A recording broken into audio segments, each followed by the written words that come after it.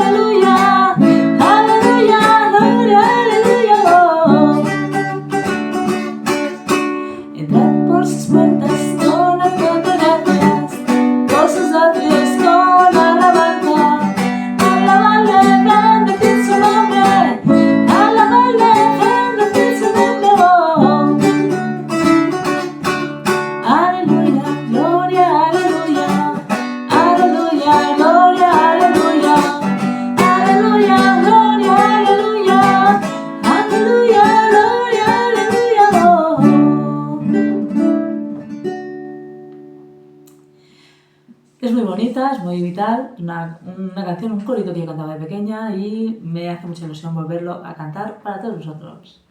Y si hay creyentes cristianos por todo el mundo y os la sabéis, pues si queréis cantar conmigo, pues la cantáis también. O ponedme en comentarios si la conocíais, por lo menos. Y que os recuerda que, porque la música también nos trae recuerdos. Y sigo con una canción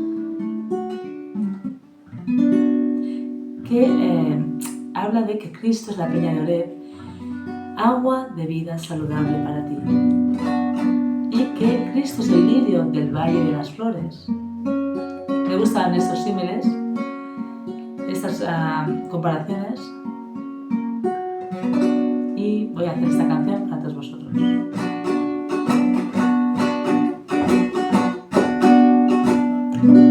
Cristo es la peña que está brotando, agua de vida saludable para ti. Cristo es la